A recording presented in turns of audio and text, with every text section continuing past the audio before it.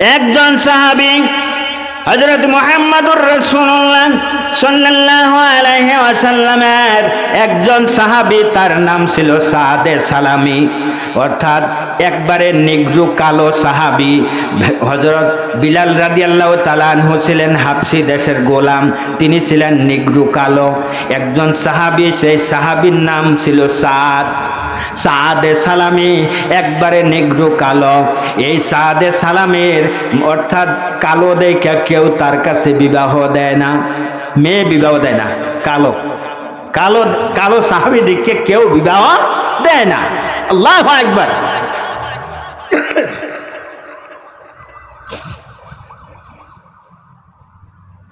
সাদে সালামি বললেন, ইয়া রাসূলুল্লাহ, ইয়া হাবিবাল্লাহ, আমি কি বিবাহ শাদী করতে পারবো না? আমি কালো দেখে আমার কাছে কেউ মেয়ে বিবাহ দিতে রাজি হয় না। ইয়া রাসূলুল্লাহ, ইয়া হাবিবাল্লাহ, আমি কি বিবাহ করতে পারবো না?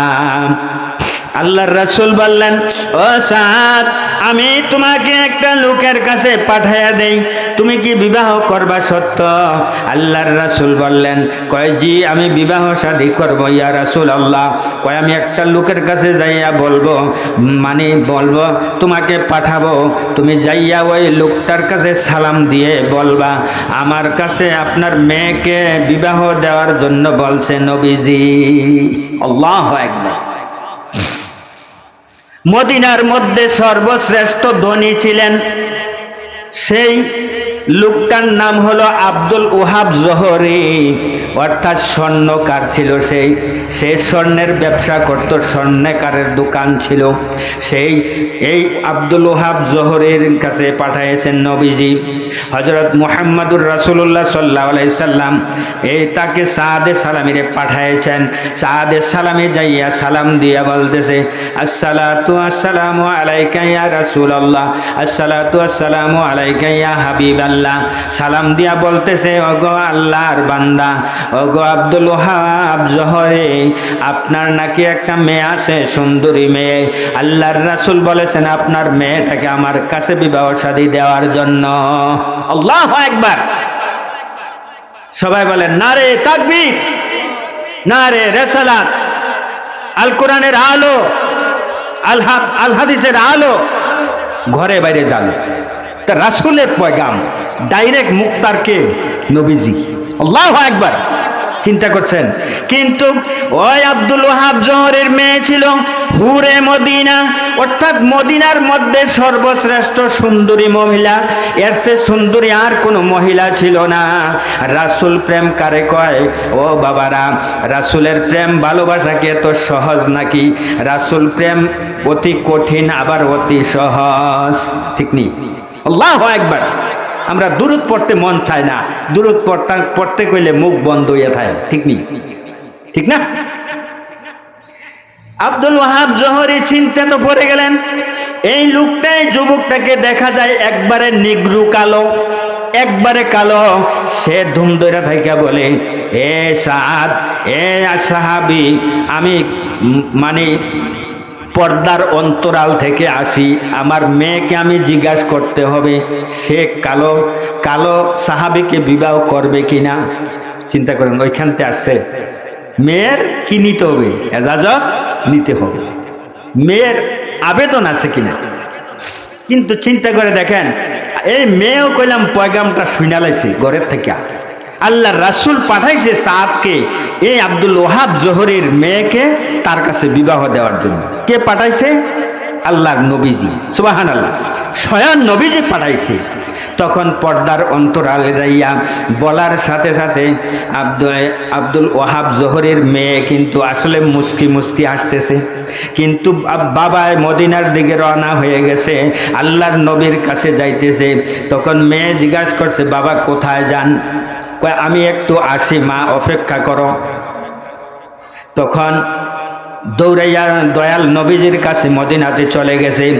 ওই এদিক দিয়া হযরতে সাদে সালামি অনেকক্ষণ অপেক্ষা কইরা মনে করছে বিবাহ দিত না, সে আবার রিটার্ন ওই মদিনার দিকে রওনা হয়ে গেছে। যাইয়া দেখে আল্লাহর রাসূলের সাথে ওই আব্দুল ওয়াহাব জোহরি কথা বলতে আছে। আল্লাহু আকবার।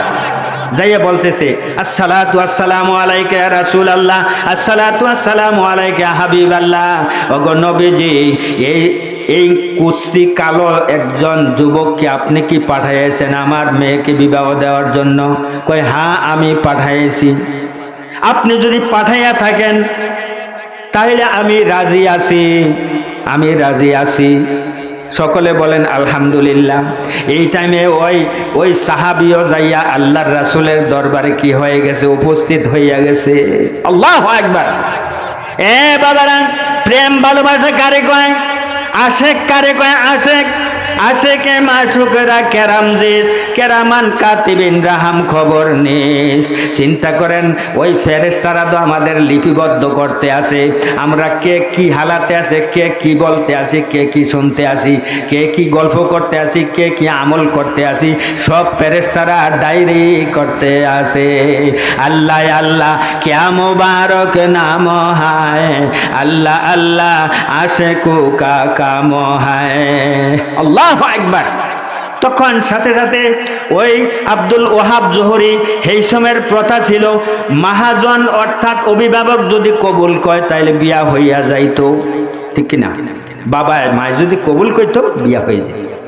আব্দুল ওয়াহাব জোহরির নাতনি অর্থাৎ মেয়েকে ওই সাদে সালামির সাথে বিবাহ বন্ধনে আবদ্ধ হয়ে গেল, বিবাহ হয়ে গেছে। এখন আল্লাহর রাসূল বলতেছেন, এ সাদ, তোমার বিবির মানে উঠাইয়া যে আনবা, তোমার বিবির মানে মোহরানা দিয়ে দাও। কয়া রাসূলুল্লাহ, ইয়া হাবিবাল্লাহ, আমার কাছে কোনো কিছুই নাই, আমার কাছে টাকা পয়সা নাই, আমার কাছে কিছুই নাই, একমাত্র একটা লোহে বর্ম আছে আর একটা তলোয়ার আছে। এটার কি কয়? মাথার, এটার কি কয়? যারা মোটরসাইকেল চালায় তাদের মাথার দেয় এটার কি কয়? হেলমেট। একটা হেলমেট আছে আর একটা কি আছে? তলোয়ার আছে আর একটা ঘোড়া আছে। কিন্তু এখন বললেন যে এই হেলমেট বিক্রি কইরা হেলমেট দর সব কাজে লাগে না। মনে করেন লৌহে বর্ম সব কাজে লাগে না, কিন্তু লৌহে বর্মটা হলো ওই মানে অপর দিকের যে যোদ্ধার অপর দিকের তরবারি এবং তীর যেটারে ফিরান হয়, এটারে কি কয়? এটার কি বলে? এটার কি বলে? এই ফিরাইন্না যন্ত্র যেটাকে বলা হয় কি? যুদ্ধের আসবাবপত্রের মধ্যে যেই বাধা দেওয়া হয় এটাকে কি বলে? লোহে বর্ম। অর্থাৎ যে যুদ্ধের বিপক্ষের তীর এবং তলোয়ারের আঘাতটারে কি করণ?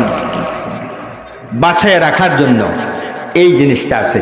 আল্লাহর রাসূল বললেন, হে সাদে সালামি, আমি তোমাকে কয়েকজন লোকের কাছে পাঠিয়ে দেই, তুমি তাদের কাছে যাইয়া সালাম দিয়া বলবে আল্লাহর রাসূল বলছে 200 দিরহাম আমারে দেখা দেওয়ার জন্য। আল্লাহু আকবার। ঠিক আছে ইয়া রাসূলুল্লাহ। হযরতে সাদে সালামি হযরতে আবু বকর সিদ্দিক রাদিয়াল্লাহু তাআলা আনহু, হযরতে ওমর ফারুক রাদিয়াল্লাহু তাআলা আনহু, হযরত উসমান গনি রাদিয়াল্লাহু তাআলা আনহু, হযরতে আলী কাররামাল্লাহু ওয়াজহু রাদিয়াল্লাহু তাআলা আনহু, হযরতে আবু যর গাফফারী রাদিয়াল্লাহু তাআলা আনহু, এমনি ভাবে কয়েকজন বিশিষ্ট সাহাবীর কাছে পাঠাইলেন। প্রত্যেক সাহাবীরা যাইয়া সালাম দিয়া জন বলছে আল্লাহর রাসূল বলেছে আমাকে 200 দিরহাম দেওয়ার জন্য। আল্লাহর রাসূলের কথাটা মান্য করিয়া আরো বেশি দিয়া দিছে, 220 টাকা, 230 টাকা, 250 টাকা, এমনি ভাবে অনেক জনে প্রায় 8 জনের দিছে। 8 দুগুণে কত হয়? 1600 টাকা, প্রায় 2000 টাকার মতো হইয়া গেছে। আল্লাহু আকবার। তাহলে চিন্তা করেন, এখন একটা বিয়ার খরচ করতে কয় টাকা লাগবে? ওই সাদে সালামি দৌড়াইয়া বাজারে গেলেন, যাইয়া এসে কি করলেন, কিছু টাকা সদাই করলেন, খরচ করিয়া মানে অর্ধেক খরচ হয়ে গেছে, মানে বউ উঠাইয়া আনবে, মানে আব্দুল ওহাব জোহরির কন্যা হুরে মদিনা অর্থাৎ তার বউ উঠাইয়া আনবে। ইন দি মিন টাইমের মধ্যে এই মানে গল্লি গল্লিয়ে কে জানি ঢুল ফিটটা বলতে আছে, কে আসরে রাসূল প্রেমিক। আল্লাহর রাসূল বলেছে এক্ষণে যুদ্ধের ময়দানে যাইতে। আল্লাহু আকবার। খালি ঘুরতে আছে গল্লি দিয়া আর ঢুল ফিটটা বলতে আছে কে আসো আল্লাহর রাসূলের প্রেমিক। আল্লাহর রাসূল এখনই বলেছে যুদ্ধের ময়দানে যাইতে। আল্লাহু আকবার। সাদে সালামি চিন্তা করলেন, হায়রে এই দিক দিয়ে আমার বিবাহর খরচ করেছি, আরেক দিয়া এক ব্যক্তি বলতে আছে রাসূল বলছে কে আসো রাসূল প্রেমিক, এক্ষণে যুদ্ধের ময়দানে যাইতে। আল্লাহু আকবার। আমি এখন কি করব?